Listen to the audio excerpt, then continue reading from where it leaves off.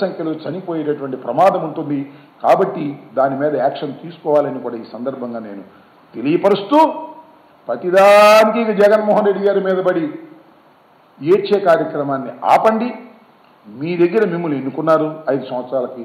5 సంవత్సరాల కాలం మీరు చిత్తశుద్ధిగా పరిపాలన చేసే కార్యక్రమం చేయండి.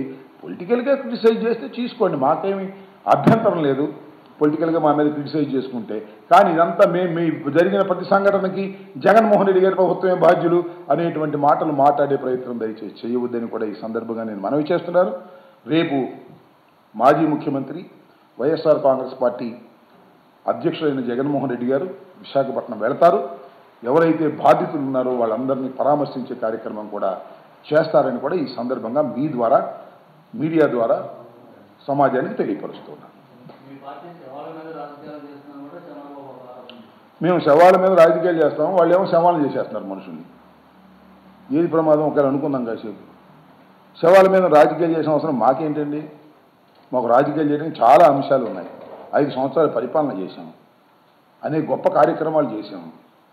చంద్రబాబు నాయుడు గారు ఏ కార్యక్రమాలు చేయకోకుండా హామీలు ఇచ్చేశాడు. ఏ హామీ నెరవేర్చకోకుండా ఇవాళ కాలయాపన చేస్తున్నాడు. శవాల మీద రాజకీయాలు చేయాల్సిన అవసరం మాకేమీ లేదు. రాష్ట్రంలో ఉన్నటువంటి కార్మికుల్ని శవాలుగా మార్చేటటువంటి కార్యక్రమం, రాష్ట్రంలో ఉన్నటువంటి వైఎస్ఆర్ కాంగ్రెస్ పార్టీ కార్యకర్తలని శవాలుగా మార్చే కార్యక్రమం మీరు చేస్తున్నారు. దాని గురించి మాట్లాడితే శవాల మీద రాజకీయం, శవాల మీద పేలాలు ఎదుర్కోవటం, ఇదే మాట్లాడేది. మీరు మనుషుల్ని శవాలుగా మార్చటం మానండి, చిత్తశుద్ధిగా పరిపాలన చేయండి. శభాషని మిమ్మల్ని కూడా అంటాం సందర్భం వచ్చినప్పుడు. మీరు పొద్దున్న లేచిన దగ్గర నుంచి జగన్మోహన్ రెడ్డి గారిని విమర్శించటం, ఎవరిని పడితే వాడిని కొట్టడం, సరైనటువంటి పరిపాలన లేకుండా ఉండటం, ఇచ్చిన వాగ్దానాలను నెరవేర్చుకొని ఉండటం, ఇచ్చిన వాగ్దానాలకి మేము కట్టుబడే ఉంటాం అంటారు. ఏది అమలు చేయరు. ఏం అమలు చేశారండి? సూపర్ 6 ఏమైందండి? సూపర్ సీట్ అని ఆ రోజే చెప్పాం. సో ఇచ్చిన ప్రతి నేను అనేక సందర్భాల్లో చెప్పా, మళ్ళా చెప్తున్నా, ఇచ్చిన ప్రతి వాగ్దానాన్ని నిలబెట్టుకున్న మొనగాడు జగన్మోహన్ రెడ్డి. ఇచ్చిన ప్రతి వాగ్దానాన్ని తొంగలో తొక్కిన మోసగాడు చంద్రబాబు నాయుడు. ఆ మోసగాడు అనే విషయం రాబోయే కాలంలో ఇంకా చాలా తెల్లవిగా అర్థమవుతుంది. ఇవాళకే చాలా మందికి అర్థమైంది. పశ్చాత్తాపడుతున్నటువంటి సందర్భం ఆంధ్ర రాష్ట్ర ప్రజానీకం ఓటర్లని కూడా ఈ సందర్భంగా నేను మనవి చేస్తున్నాను. ఓకే,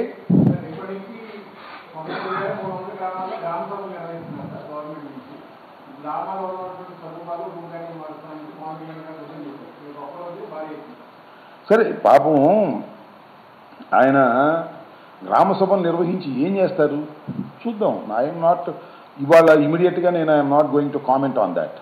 రూపురేఖలను మారుస్తారు అన్నారు, చూద్దాం, మార్చినప్పుడు మాట్లాడదాం.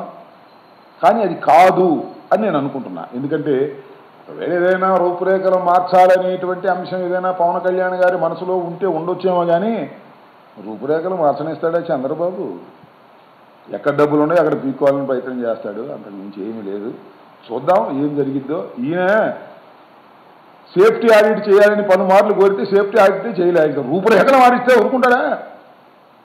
అందువల్ల రూపురేఖలు ఎలా మేమే చాలా రూపురేఖలు గ్రామాల్లో మార్చాం. మీరు చూశారంటే ఇవాళ సెక్రటేరియట్ గ్రామాల్లో ఉంది, దాన్ని సర్వనాశనం చేసే కార్యక్రమం చేస్తున్నారు.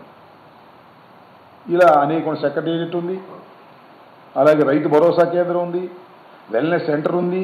అవన్నీ రూపురేఖలు మార్చే కార్యక్రమం మేము చేశాం. అవన్నీ తొలగించేసే కార్యక్రమాలు చంద్రబాబు నాయుడు గారు చేస్తున్నారు. చూద్దాం ఏం జరిగిద్దో. గ్రామాల్లో పవన్ కళ్యాణ్ గారు ఏ విధంగా రూపురేఖలు మారుస్తాడో కూడా ఇప్పుడే కామెంట్ చేయటం మంచిది కాదని నేను భావిస్తా ఉన్నా. ఎందుకంటే చంద్రబాబు వేరు, పవన్ కళ్యాణ్ గారు వేరు. ఎందుకంటే రెండు పార్టీలు, ఇద్దరు కలిసి ప్రభుత్వాన్ని చేస్తున్నారు. We will give some time to Pawan Kalyan garu, ఎందుకంటే కొత్తగా ఉప ముఖ్యమంత్రి అయ్యాడు కాబట్టి. చంద్రబాబు నాయుడు గారు ఇది 4వసారి కాబట్టి ఆయన నిజస్వరూపం, ఆయన స్వరూపం, ఆయన పద్ధతి, ఆయన వ్యవహారం, ఆయన మోసం, ఆయన చీటింగ్ అన్నీ తెలుసు కాబట్టి ఈయన ఇంకా రావాలి కదా బయటికి.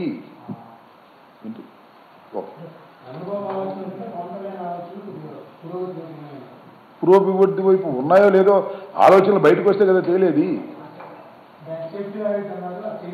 సేఫ్టీ ఆడిట్ అన్న తర్వాత అది చేయలేదే ఆయన చెప్తున్నాడు, నేను చెప్పిన మాట కాదు. సేఫ్టీ ఆడిట్ చేయాలనేది కరెక్ట్ మాట. సేఫ్టీ ఆడిట్ చేయకపోవటం నేరం. ఈ మరణాలకి ఆ సేఫ్టీ ఆడిట్ లేకపోవటమే కారణం. కాబట్టి బాధ్యత వహించవలసింది ఈ ప్రభుత్వం నేను అంటున్నా. ఆయన ఇంకో మాట అన్నాడు, పవన్ కళ్యాణ్ గారు ప్రభుత్వంలో ఉన్నారు, మర్చిపోవద్దు. పవన్ కళ్యాణ్ గారికి కూడా చెప్తున్నా, మీరు ప్రభుత్వంలో ఒక భాగం. మీరేమన్నారు, సేఫ్టీ ఆడిట్ చేయమంటే ప్రభుత్వానికి ఇబ్బంది కలుగుతుంది, అందువల్ల వెనక్కి వెళ్ళానని. ప్రభుత్వం వేరు మీరు వేరు అని అనుకోకండి. You are a part and parcel of the government. మీరు ప్రభుత్వంలో ఒక భాగం. చంద్రబాబు నాయుడు గారు మీరు ఒకటే, ప్రభుత్వం వేరు కాదు అనే విషయాన్ని దయచేసి, కోర్స్ తెలిసే ఉంటుంది, తెలియకపోతే నేను అంత చెప్పేంత గొప్పని కాకపోయినా దిస్ ఇస్ ద ఫ్యాక్ట్. ఈ ఫ్యాక్ట్ని దయచేసి అర్థం చేసుకోమని కోరుతున్నాను.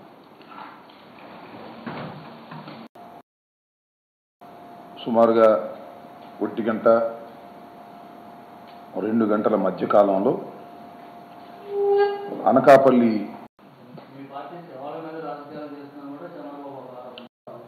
సమాజానికి తెలియపరుస్తున్నాం. మేము శవాల మీద రాజకీయాలు చేస్తాము, వాళ్ళు ఏమో శవాలు చేసేస్తున్నారు మనుషుల్ని. ఏది ప్రమాదం ఒకవేళ అనుకుందాం కాసేపు. శవాల మీద రాజకీయాలు చేసిన అవసరం మాకేంటండి? మాకు రాజకీయాలు చేయడానికి చాలా అంశాలు ఉన్నాయి. 5 సంవత్సరాలు పరిపాలన చేశాము, అనేక గొప్ప కార్యక్రమాలు చేశాము. చంద్రబాబు నాయుడు గారు ఏ కార్యక్రమాలు చేయకోకుండా హామీలు ఇచ్చేశాడు. ఏ హామీ నెరవేర్చకోకుండా ఇవాళ